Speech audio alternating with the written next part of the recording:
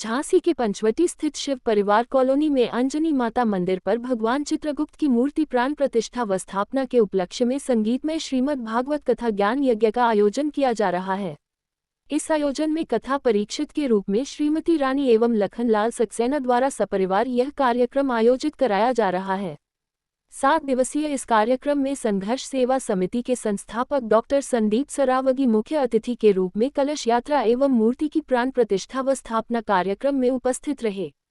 अतिथि के रूप में डॉक्टर संदीप के आगमन पर कथा परीक्षित परिवार द्वारा तिलक व माल्यार्पण कर उनका स्वागत एवं पट्टिका पहनाकर सम्मानित किया गया।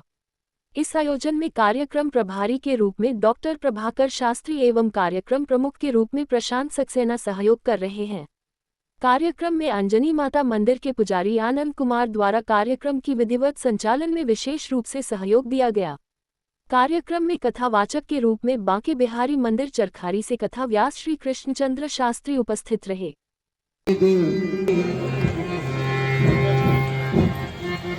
परम सभी श्रद्धालु भक्तजन हमारे आपके बीच में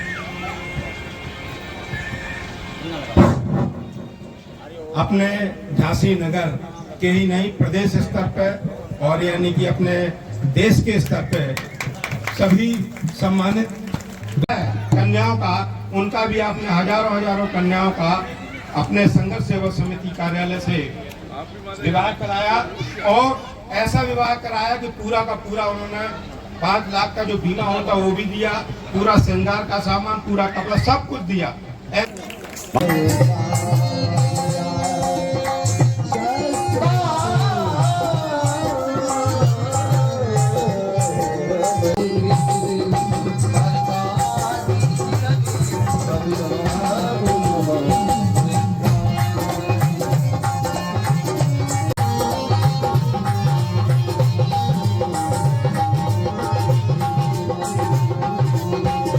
सबसे पहले तो गुरुदेव भागवत कथावाचक के चरणों में सत्संग नमन करते हैं हम आशीर्वाद।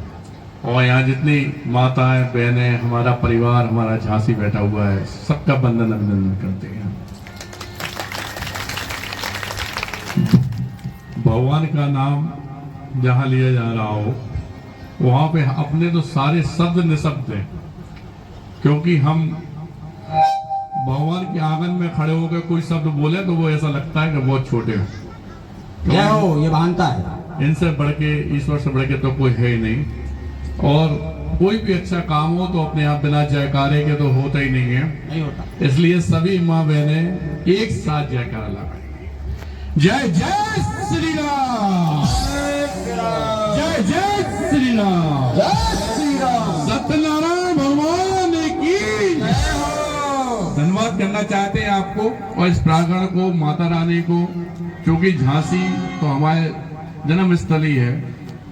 और भाई साहब को जो इस अवस्था में सब परिवार जनता सेवा में लगे रहते हैं, आपने कहा कि हम इनके पुत्र तो लें, सत्य बताएं तो इनके पुत्र ही हैं और आप हमारे पिता जैसा सम्मान रखती हैं। और इस अवस्था में भी जो साथ संघर्ष सेवा समिति का आपके प्यार और आशीर्वाद से है वो बहुत कम देखने को मिलता है।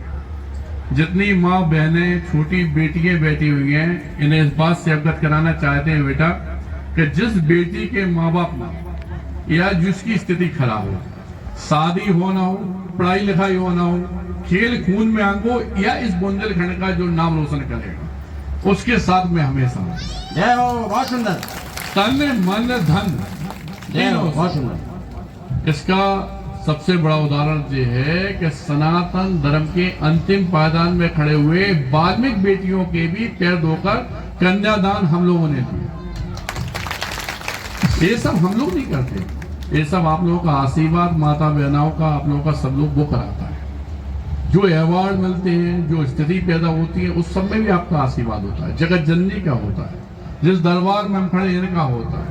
ये तो बहुत पुण्य का काम है कि हम लोग सनातन धर्म में जन्म लिए इस बुंदेलखंड की धरा पे, जहां पे अनेक वीरों ने जन्म लिया।